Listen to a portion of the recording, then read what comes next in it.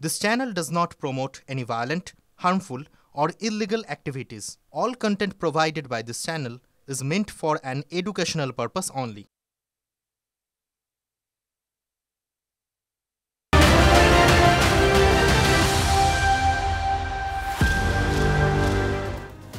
নমস্কার, দেখছেন টিভি9 বাংলা। আপনাদের সঙ্গে আমি অনির্বাণ। শুরু করবো অনির্বাণের চক্রব্যূহ। আর শুরুতেই অন্য দিনের মতো একদম নিয়ম মেনে সাতের সেরা। 53 বছর পর ফের একবার 71-এর পর 25 কাল বাংলা সহ দেশের 259টি জায়গায় সিভিল ডিফেন্সের মক ড্রিল আওতায় কলকাতা সহ 18টি জেলা অসামরিক মহড়া জল্পনা তীব্র। যুদ্ধ কি তবে আসন্ন? তৈরি থাকুন। বাংলা সহ বিভিন্ন রাজ্যের স্বরাষ্ট্র সচিবদের বৈঠকে বার্তা কেন্দ্রের। আলোচনায় এনডিআরএফ এর ডিজি। কেন্দ্রের নজরে বাংলার 17টি জেলা অতি স্পর্শকাতর। জেলায় জেলায় কন্ট্রোল রুম তৈরির নির্দেশ।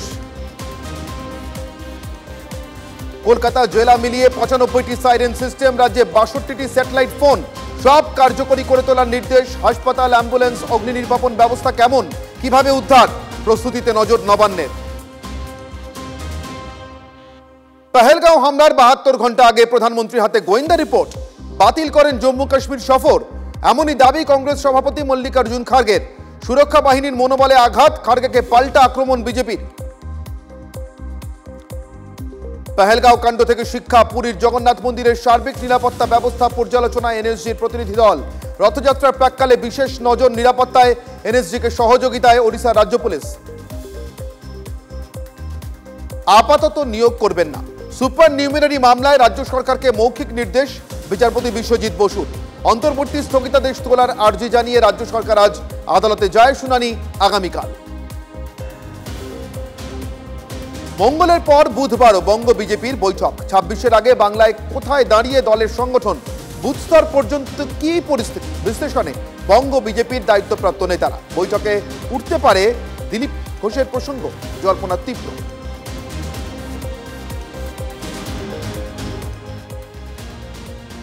আজ অনির্বাণের চক্রব্যূহ শুরু করব 129 বছর আগের কথা দিয়ে। 1896 মুর্শিদাবাদের বহরমপুর ছাড়িয়ে সারগাছিতে হাজির হলেন এক সন্ন্যাসী। কি তার পরিচয়? তিনি রামকৃষ্ণ পরমহংসের 16 জন সাক্ষাৎ শিষ্যের অন্যতম, স্বামী বিবেকানন্দের গুরু ভাই, স্বামী অখণ্ডানন্দ। স্বামী বিবেকানন্দের ভাষায় যার ডাকনাম হয়েছে গঙ্গাধর থেকে গ্যাঞ্জেস। তো হেন গঙ্গাধর বা গ্যাঞ্জেস সারগাছিতে যেদিন পৌঁছলেন তারও 1 বছর পরে শিকাগো ধর্ম মহাসভা এবং তারপরে গোটা আমেরিকা ও ইউরোপ সফর শেষ করে 1897-এ ভারতে ফিরবেন স্বামী বিবেকানন্দ। আর সেই বছরই 23শে জানুয়ারি এই কলকাতারই ভবানীপুরে এলগিন রোডে জন্মাবেন নেতাজি সুভাষচন্দ্র বোস। কিন্তু এসবেরও আরও 1 বছর আগে সেখানের অখ্যাত সারগাছি গ্রামটাই হয়ে উঠেছিল স্বামী অখণ্ডানন্দের কর্মভূমি। কিভাবে? বরাবরই সেবা তার অত্যন্ত প্রিয় বিষয়। বরাবরই সুযোগ খুঁজতেন ঠাকুরের শিবজ্ঞানে জীব সেবা, যে আদর্শ স্বামীজি রূপায়ণ করেছিলেন 1897-এ বেলুর মঠ রামকৃষ্ণ মিশন প্রতিষ্ঠার পর। প্রতিষ্ঠার মধ্যে দিয়ে শিক্ষা এবং অন্যান্য ক্ষেত্রে কাজ করবার সেবাব্রত, স্বাস্থ্য ইত্যাদি ক্ষেত্রে কাজ করার সেবাব্রত গ্রহণ করার পর স্বামী অখণ্ডানন্দ অনেক আগে থেকেই তার জন্য চেষ্টা করে যাচ্ছেন। তাই বরানগরের মঠ বা আলমবাজারের মঠ যখন দানা বাঁধছে না, বাঁধেনি, তখন একদিকে বিবেকানন্দ কোথায় গেলেন, কি করলেন? তার সাধের গুরু ভাই নরেনকে অনুসরণ, তার পিছু পিছু সব জায়গায় গিয়ে হাজির হওয়া, আর অন্যদিকে সেবার সামান্যতম সুযোগ পেলে সেই সেবাকাণ্ড সংগঠিত করা। এই ছিল স্বামী অখণ্ডানন্দের কাজ। তো সারগাছিতে তিনি অ্যাকচুয়ালি প্রথম তৈরি করলেন রামকৃষ্ণ মঠ মিশনের এই সেবা আশ্রম। এই অবস্থায় তিনি চিঠি লিখলেন গুরু ভাই স্বামী বিবেকানন্দকে, বললেন কিভাবে চালাবো, তুমি কি বলো, তোমার গাইডলাইন্স দাও। স্বামীজি তখনও বিদেশে, ওই যে বললাম 1 বছর বাকি তখনও দেশে ফিরতে। তো গুরু ভাই অখণ্ডানন্দ বা গ্যাঞ্জেসের কাণ্ডে অত্যন্ত আনন্দিত স্বামী বিবেকানন্দ বললেন, কি আবার, অর্থ ও লোকবলের প্রাথমিক বন্দোবস্ত আমি করে দিচ্ছি, আরও কিছু তরুণ যুবককে নিয়ে আয় যারা আগামী 50 বছর দেশের মানুষের সেবা আর দেশের সেবাকেই একমাত্র কাজ বলে মনে করবে, ওটাকেই ধর্ম বলে মনে করবে। আর লিখলেন, অনাথ আশ্রম করবি, খুব ভালো কথা, সমাজের সব ধর্মের সব রকমের মানুষকে নিয়ে আয়, কিন্তু মাথায় রাখিস সেবা করার জন্য কারুর জাত বা ধর্ম নিবি না। এখানে হিন্দু ছেলে এলে যে কোনো বর্ণের হোক, নির্দিষ্ট বয়সের পর তার উপবিদ করাবি, অর্থাৎ পৈতে, মানে উপনয়ন সংস্কার। আর যদি মুসলমানের ছেলে হয়, জানতে পারিস অনাথ আতুর কিন্তু মুসলমানের ছেলে, সুন্নাত করাবি বয়স হিসেবে এলে, অর্থাৎ যখন বয়স হবে তার। আর যদি খ্রিস্টান ছেলে হয় অবশ্যই ব্যাপটাইজ করাবি, সবার ধর্ম রেখে সেবা করবি, তাতেই ঠাকুর সন্তুষ্ট হবে। তো ওই আশ্রমেই একসময় এসে পৌঁছলেন বেশ কয়েক বছর পর, মানে ধরুন প্রায় 34, 35, 36 বছর পর এক মারাঠি যুবক। ততদিন ওই মারাঠি যুবক প্রাণীবিদ্যা স্নাতকোত্তর হয়ে গিয়েছেন, আইনের ডিগ্রি অর্জন করে ফেলেছেন। তিনি স্বামী অখণ্ডানন্দের শিষ্য হতে চান। আসলে বলা হলো তিনি রামকৃষ্ণ সেবা কাজে, অর্থাৎ রামকৃষ্ণ মিশনের সেবা কাজে অন্যতম অংশীদার হতে চান। দেশের সেবা করবেন, কিন্তু ওই নরনারায়ণ জ্ঞান, এমনটাই ইচ্ছে ওই যুবকের। তো সেবা কাজে ব্রতী হলেন নাগপুরের সেই তরুণ। 1937 সালে 13ই জানুয়ারি, দিনটা ছিল মকর সংক্রান্তি। সেদিন স্বামী অখণ্ডানন্দের কাছে ওই সারগাছি আশ্রমে বসেই দীক্ষা নিলেন যুবক। কিন্তু স্বামী অখণ্ডানন্দ বললেন, দীক্ষা তোমায় দিচ্ছি বাবা, কিন্তু সন্ন্যাস দেব না। তোমাকে হিমালয়ে যেতে হবে না, পর্বত গুহায় গিয়ে জপ ধ্যান তোমার কাজ নয়। তোমাকে জনসমাজের কাজে নিযুক্ত থাকতে হবে, সে কাজ যথাসময়ে তোমার সামনে আসবে। মিশন বা আশ্রম তোমার জন্য নয়। এর কিছুদিন পরই স্বামী অখণ্ডানন্দ প্রয়াত হন। স্বামী অখণ্ডানন্দের শেষ শয্যায় তার অসম্ভব সেবা করে গিয়েছেন ওই যুবক। তিনি ফিরে যান তারপর নাগপুরে। তিনি তখনও পর্যন্ত দোলাচলে ছিলেন, সংসার না সন্ন্যাস নাকি দেশের সেবায় অন্য কোনো কাজ। তাকে ঠিক এই সময় পেয়ে লুফে নিলেন কেশব বলিরাম হেডগেওয়ার। তার একটি ছেলের প্রয়োজন ছিল যে তার প্রতিষ্ঠিত সংঘকে এগিয়ে নিয়ে যেতে পারবে। গুরুজি বলে পরিচিতি পেলেন ওই ছেলেটি পরবর্তীকালে কেশব বলিরাম হেডগেওয়ারের পর। নাম সেই যুবকের মাধবরাও সদাশিব গোলওয়ালকার, রাষ্ট্রীয় স্বয়ংসেবক সংঘের দ্বিতীয় সরসংঘ চালক। আর স্বামী অখণ্ডানন্দ ছিলেন রামকৃষ্ণ মঠ ও মিশনের তৃতীয় সংঘাধ্য, স্বামী ব্রহ্মানন্দ ও স্বামী শিবানন্দের পর। তো মুর্শিদাবাদের ইতিহাসে এসব আছে, কিন্তু এর সঙ্গে একটা ভয়ঙ্কর চূড়ান্ত বাস্তবতাও আছে। ওই যে সময় স্বামী অখণ্ডানন্দের কাছে এসছেন পরবর্তীকালের মাধবরাও সদাশিব গোলওয়ালকার, ঠিক সেই সময় 30-এর দশকে মুর্শিদাবাদে যেমন সোনালী অধ্যায় ছিল, তেমন কিছু ভয়ঙ্কর কালো অধ্যায়ও ছিল। 25 কিলোমিটার দূরে এই সারগাছি আশ্রম থেকে খোশবাসপুরে জন্মেছিলেন এই কাছাকাছি সময় সাহিত্যিক সৈয়দ মুস্তাফা সিরাজ। 1930-এ আলকাপের ওস্তাদ, বাংলা সাহিত্যের বটবৃক্ষ, তার কর্নেল পড়েনি এমন লোক খুঁজে পাওয়া মুশকিল। বাঁশি আর কলমই যার জীবনের ধর্ম, নির্বাসিত বৃক্ষ নামে তার যে আত্মকথা, তাতে সৈয়দ মুস্তাফা সিরাজ লিখছেন, জন্মেছিলাম মুর্শিদাবাদ জেলার রাঢ় অঞ্চলের পাড়াগায়ে। বাইরের চারপাশে সারা এলাকা জুড়ে যে জনগোষ্ঠী, তাদের মধ্যে অনেক দুর্ধর্ষ হিংস্র মানুষ ছিল, যাদের দু চোখে ছিল হত্যার নেশা। কথায় কথায় রক্তপাত হতে দেখেছি। মুসলমান চাষি, বাগদি, গোয়ালাদের সঙ্গে প্রায় সংঘর্ষ হতো। অবিকল যুদ্ধের মতো ব্যূহ তৈরি করতেন তারা, সশস্ত্র সৈনিকদের মতো তারা দাঙ্গায় লিপ্ত হতো। সৈয়দ মুস্তাফা সিরাজ, ওই খোশবাসপুরে জন্মানো সৈয়দ মুস্তাফা সিরাজ মুর্শিদাবাদের এই ছবিটাও এঁকে দিয়েছে।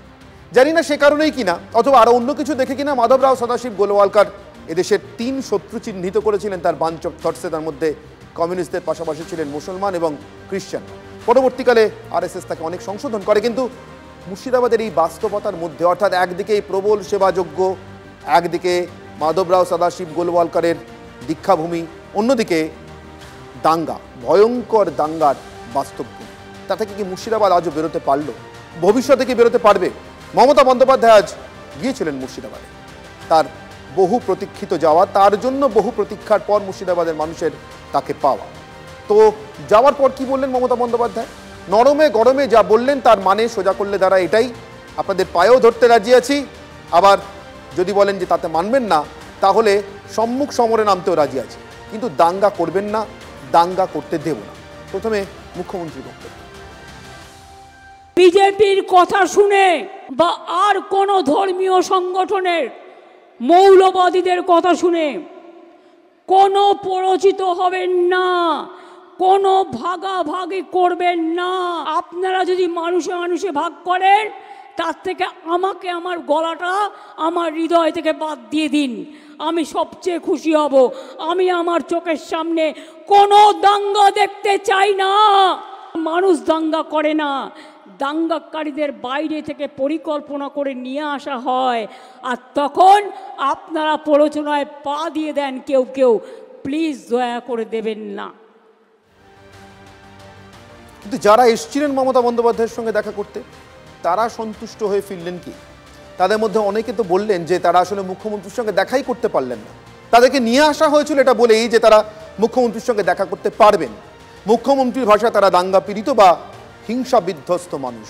তাদের পরিবারের মানুষ কেউ খুন হয়েছেন, তাদের অনেকটা আবার কলকাতায় নিয়ে আসা নিয়ে এক প্রশ্ন নাটক হয়ে গিয়েছে। আবার মানুষকে না হারালেও সর্বস্ব হারিয়েছেন এমন সর্বহারা মানুষও ছিলেন। তারা কি বললেন শুনুন।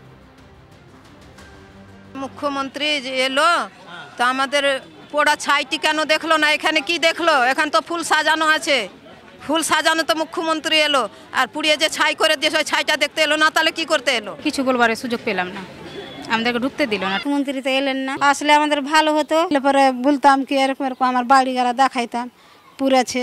ভাবতো যদি তাহলে ঠিকই আসতো, ভাবেনি বলে তো আসেনি। বলছি কি আমাকে অক্ষম মানুষ আমাকে যেতে দাও, তাও দিল না। শুভেন্দু অধিকারী রাজ্যের বিরোধী দলনেতা স্বভাবতই এমন সুযোগ ছাড়েননি, তার কানে নিশ্চয়ই পৌঁছেছে। রাজ্য মানবাধিকার কমিশন থেকে অনতি দূরে আজ বিজেপির বিক্ষোভ কর্মসূচি ছিল। সেখানে রাজ্যের বিরোধী দলনেতা মুখ্যমন্ত্রীর মুর্শিদাবাদ সফরকেই বা তার উদ্দেশ্যকেই একেবারে নস্যাৎ করে দিতে চেয়েছেন। কিভাবে শুনুন। এরা বলেছে মমতার টাকা নেব না, এনআইএ চাই, বিএসএফ এর পার্মানেন্ট ক্যাম্প জাফরাবাদে চাই। 900-র বেশি ক্ষতিগ্রস্ত পরিবার, বেদবনা থেকে মাত্র 40 জনকে জোগাড় করে পুলিশ তোলামূল তারা নকল ক্ষতিগ্রস্ত দেখিয়ে কিছু টাকা দিয়েছেন। প্রত্যেকটা ক্ষতিপূরণ আমরা আপনাদের আদায় করে দেব। এরপরে যে প্রশ্নটা আসা খুব স্বাভাবিক, আমি ঠিক সেই প্রশ্নটা রেখে আজকের বিতর্ক শুরু করব। আমার আজকের বিতর্কের ইস্যু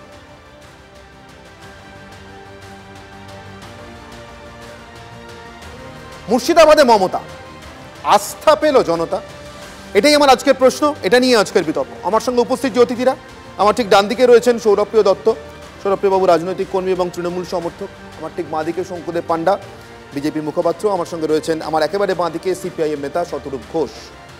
এবং আমার সঙ্গে এই মুহূর্তে সরাসরি রয়েছেন মুর্শিদাবাদের ভরতপুরের বিধায়ক হুমায়ুন কবির এবং ভারত সেবাশ্রম সংঘের সন্ন্যাসী স্বামী প্রদীপ্তানন্দ। আমি আমার পিসিআরের সহকর্মীদের অনুরোধ করব স্বামী প্রদীপ্তানন্দ বা কার্তিক মহারাজ এবং হুমায়ুন কবিরকে শুধুমাত্র স্ক্রিনে আপাতত রাখতে। দুজনের সঙ্গে আমার কিছু সংক্ষিপ্ত কথা বলবার আছে। প্রথমে হুমায়ুন কবির, আপনার কাছ থেকে শুরু করি। জেলার একজন বিধায়ক হিসেবে মুখ্যমন্ত্রী আজ আপনার জেলায় গিয়েছিলেন, আপনি কি মুখ্যমন্ত্রীর সফরের পর নিশ্চিত মানুষের যে আস্থা প্রয়োজন ছিল সেটা তারা ফিরে পেয়েছেন মুখ্যমন্ত্রীর সফরের পর?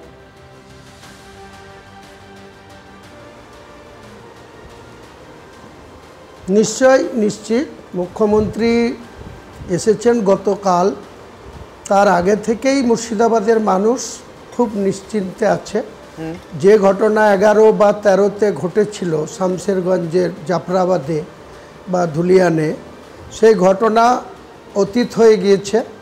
নিশ্চয়ই জঘন্যতম ঘটনা ঘটেছে হরগোবিন্দ দাস এবং তার ছেলে চন্দন দাস, তাদেরকে যেভাবে নৃশংসভাবে বাড়ি থেকে টেনে খুন করা হয়েছে, সেই খুনের বর্বরোচিত ঘটনার ইতিমধ্যেই জঙ্গিপুর পুলিশ পিটির শামশেরগঞ্জ থানা থেকে 10 জন ব্যক্তিকে পুলিশ হেফাজতে নেওয়া হয়েছে, কাস্টডিতে নেওয়া হয়েছে।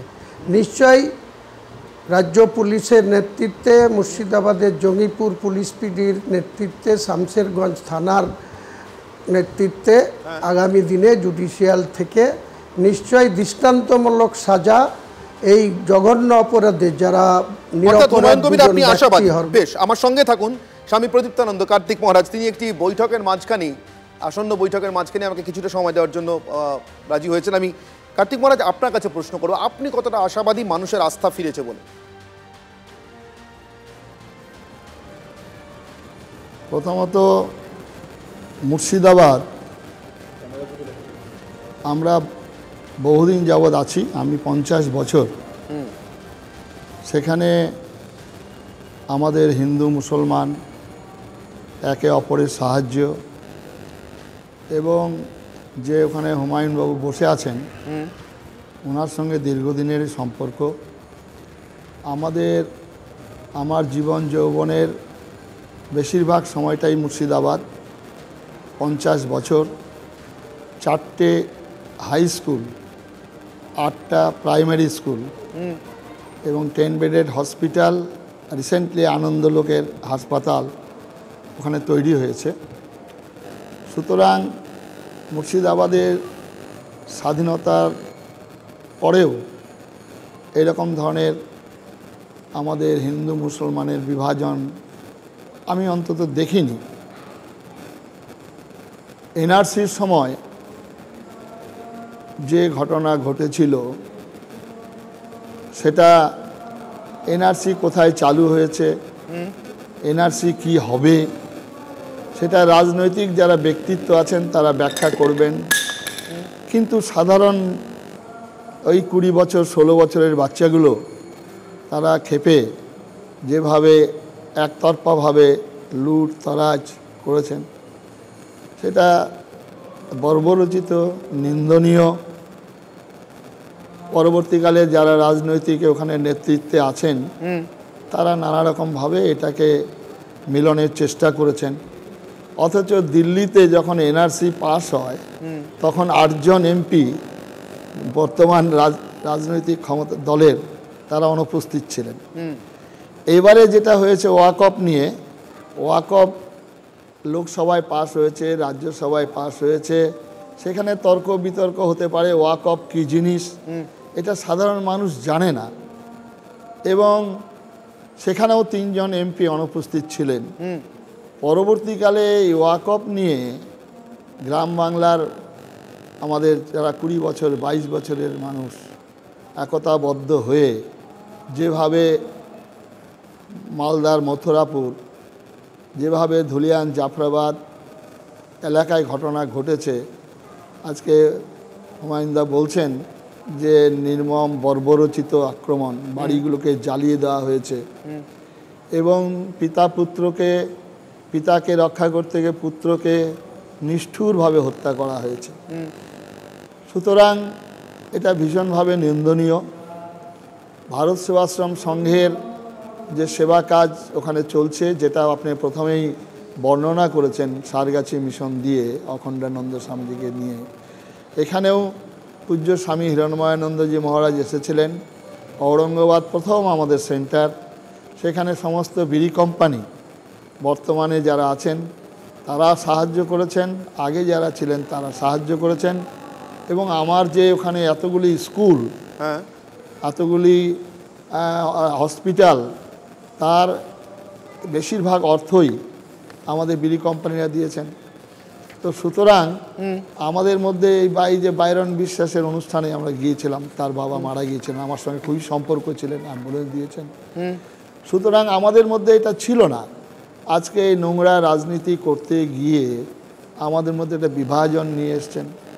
আর এখানে আমাদের মাননীয় মুখ্যমন্ত্রী তার যে ভূমিকা, সেটা নিঃসন্দেহে আজকে উনি একটা বলছেন নানা রকমভাবে, সেটা খুবই খারাপ লাগছে, দুঃখজনক ব্যাপার।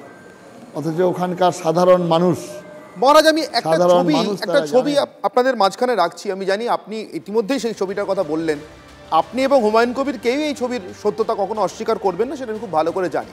ছবিটা বাইরন বিশ্বাসের বাবার তার শেষকৃত্যকালীন একটি ছবি, শেষকৃত্যের একটি অনুষ্ঠানের ছবি, 31শে অক্টোবর 2024। অর্থাৎ এই ছবির আগে হুমায়ুন কবির, যার জন্য প্রথম ভয়ঙ্কর বিতর্কিত কথা বলে একেবারে নিশানায় আসেন তার বিপরীত রাজনৈতিক দলের, বিরুদ্ধ রাজনৈতিক দলের, সেই ভয়ঙ্কর মন্তব্য হয়ে গিয়েছে লোকসভা নির্বাচনে। আবার এই ছবির আগে স্বামী প্রদীপ্তানন্দ, কার্তিক মহারাজ আপনাকে লক্ষ্য করে রাজ্যের মুখ্যমন্ত্রী একবারে নাম করে যে নিশানা, সেটাও ঘটে গিয়েছে। এর অনেক পরে 31শে অক্টোবর 2024 আপনি এবং হুমায়ুন কবির বাইরন বিশ্বাসের বাবার শেষকৃত্য অনুষ্ঠানে এরকম একসঙ্গে আপনাদেরকে দেখা যাচ্ছে এবং আপনারা নিশ্চিতভাবে অন্য সব কিছুর ঊর্ধ্বে কাজটিকে মনে করেছিলেন বলে পাশাপাশি আসতে পেরেছিলেন। আমার এটা নিয়ে কোনো প্রশ্ন নেই। আমার তাহলে একটাই প্রশ্ন, আমি এক এক করে প্রশ্ন করব। মহারাজ, প্রথমে আপনাকে, তারপরে হুমায়ুন কবিরকে। আপনারা দুজন একসঙ্গে হাতে হাত মিলিয়ে জাফরাবাদে গেলেই তো সমস্যার সমাধান হয়ে যায়, ধুলিয়ানে গেলেই তো সমস্যার সমাধান হয়ে যায়। এর থেকে বড় মঞ্চ এবং প্রয়োজন কি থাকতে পারে স্বামী প্রদীপ্তানন্দ এবং হুমায়ুন কবিরের এক হওয়ার?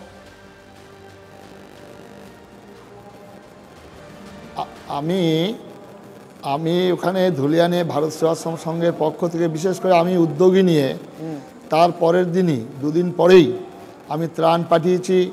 কাপড়, লুঙ্গি এবং চাল, ডাল এবং বিভিন্ন জায়গায় যা পেয়েছি ওখানে আমরা দিয়েছি। এবং পরবর্তীকালে আমি যাওয়ার জন্য চেষ্টা করেছিলাম। এগুলো আমি জানি মহারাজ, এবং এগুলো আমরা সবাই জানি, এ নিয়ে সত্যি কোনো সন্দেহ নেই।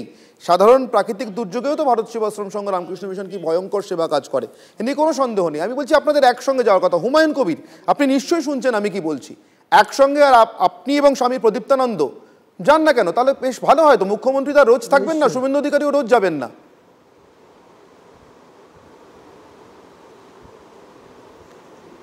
নিশ্চয় আপনি অত্যন্ত গুরুত্বপূর্ণ বিষয় উত্থাপন করেছেন। স্বামী প্রদীপ্তানন্দজি বা কার্তিক মহারাজজি, উনি এবং আমি যে এলাকায়, উনি বেলডাঙ্গা 1-এ বসবাস করেন, আমি বেলডাঙ্গা 2-এর শক্তিপুরে বসবাস করি। দীর্ঘ 50 বছর ধরে উনি আছেন এখানে, অনেক স্কুল প্রতিষ্ঠান উনি চালান। সত্যিই বলছি, কার্তিক মহারাজজির সঙ্গে আমাদের আজ পর্যন্ত কোনো মতবিরোধ বা কোনো দাঙ্গা লাগার মতো বা কোনো সংঘর্ষের মতো কোনো ঘটনা আজ অবধি ঘটেনি। কখনো কখনো একজন বহরমপুরের বাসিন্দা সত্যেন চৌধুরী, আজ থেকে প্রায় 12-13 বছর আগে, তিনি গত 2 বছর আগে খুন হয়েছেন, মারা গিয়েছেন বহরমপুরে। তার বাড়িতে কালী পুজো হতো, সেখানেও মহারাজজি যেতেন, একসঙ্গে মহারাজজি উদ্বোধন করতেন কালী পুজোর প্রতিমা, আমি সেখানে প্রেজেন্ট থাকতাম। কাজেই আমাদের মধ্যে, মুর্শিদাবাদ জেলার সাধারণ মানুষের মধ্যে যেমন কোনো বিভেদ নেই। জঙ্গিপুর লোকসভায় প্রণববাবুর মতো ব্যক্তিত্ব 2বার সাংসদ হয়েছেন, তার ছেলে অভিজিৎ মুখার্জিও সেখানে সাংসদ হয়েছেন। কাজেই আজকের যে কথা উত্থাপন হচ্ছে, যে হিন্দু আর মুসলমান জাতপাত নিয়ে যে কথা বলা হচ্ছে, যে শুধুমাত্র হরগোবিন্দ দাস আর তার ছেলে চন্দন দাস হিন্দু হওয়ার জন্য তাদের খুন হতে হয়েছে, এটা মান্যতা দেওয়া যায় না। যারা দুষ্কৃতী, যারা সব বুঝলাম হুমায়ুনবাবু। আমি আবার আমার প্রশ্নে ফিরে আসছি হুমায়ুনবাবু।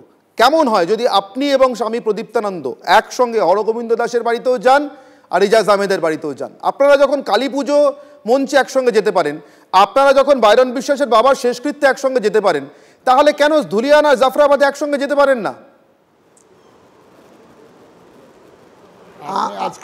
আমরা নিশ্চয়, আমি ব্যক্তিগতভাবে নিশ্চয়ই কার্তিক মহারাজজির যে কোনো জায়গায় আমি যেতে রাজি। কারণ এখানে টিভি লাইনে বসে কথা দিচ্ছেন, পুলিশ পিটির যারা টিভি লাইনে বসে কথা দিচ্ছেন, স্বামী প্রদীপ্তানন্দের সঙ্গে যাবেন একসঙ্গে মানুষকে বোঝাতে। নিশ্চয় নিশ্চয়, যে কোনো মুর্শিদাবাদ জেলার শান্তি স্থাপনের জন্য বা সাম্প্রদায়িক সম্প্রীতি অটুট রাখার জন্য যে কোনো মঞ্চে হুমায়ুন কবির কোনো বাধা হবে না। বেশ, কার্তিক মহারাজজি কার্তিক মহারাজ, আপনি কি হুমায়ুন কবিরকে নিয়ে একসঙ্গে এই উদ্যোগে যাবেন? হুমায়ুন কবির তো রাজি। আমারও, আমি সন্ন্যাসী ভারত সেবাশ্রম সংঘের জাতি, ধর্ম, বর্ণ, রাজনৈতিক দলমত নির্বিশেষে সেবায় ব্রতী। সুতরাং আমার ধর্ম সম্পর্কে বলবো সেটা আলাদা কথা, কিন্তু আমাদের সম্প্রীতি সমন্বয়, আচার্য স্বামী প্রণবানন্দজি মহারাজ বলেছেন এই যুগ মহামিলনের যুগ, মহাসমন্বয়ের যুগ। সেই মহামিলন, মহাসমন্বয়ের বার্তা নিয়ে নিঃসন্দেহে যাব। এবং আমাদের হুমায়ুনবাবু তো বলছেন, উনি আমাদের বেলডাঙ্গা আশ্রমে এসছেন, আমাদের জগদ্ধাত্রী পুজো চাঁদাও দিয়েছেন, আমার সঙ্গে সম্পর্ক আছে। যেটা বাইরন বিশ্বাসে ওখানে গিয়ে তো আমার তো অনেকেই খুব সমালোচনা করছিলেন। সেখানে একটি স্মৃতিসভা, সেখানে সবাই এসছেন, সেখানে আমাদের ইউসুফ পাঠানজি ছিলেন, সেখানে আবু তাহের ছিলেন, সেখানে আমাদের বিশ্বাস ছিলেন, সবাই এমএলএ এমপি সবাই এসছেন। যেহেতু মুর্শিদাবাদে 50 বছর যাবৎ আমি আছি, সমস্ত রাজনৈতিক দলের নেতা নেত্রী তাদের সঙ্গে আমার পরিচিতি, তারা আমার সাহায্য নেন। আবু তাহেরের একটা ঘটনায় আমাদের ওখানে একটা ব্রিজ নিয়ে হয়েছিল ডুবতলা, আমি সবার আগে সাহায্য বাড়িয়ে দিয়েছিলাম এবং সেখানে প্রচার হলো মহারাজজি বিক্রি হয়ে গেল, মাথা বিক্রি করে দিলেন। তো সেটা প্রশ্ন হচ্ছে যে আমাদের সম্প্রীতি, আমরা পাশাপাশি থাকবো, এটাই ভারতবর্ষ। নানা ভাষা, একদমই তাই। স্বামী প্রদীপ্তানন্দ মানে কার্তিক মহারাজ এবং হুমায়ুন কবির, আপনাদের দুজনকেই আমার অনেক অনেক ধন্যবাদ আমাদের সঙ্গে সময় দেওয়ার জন্য।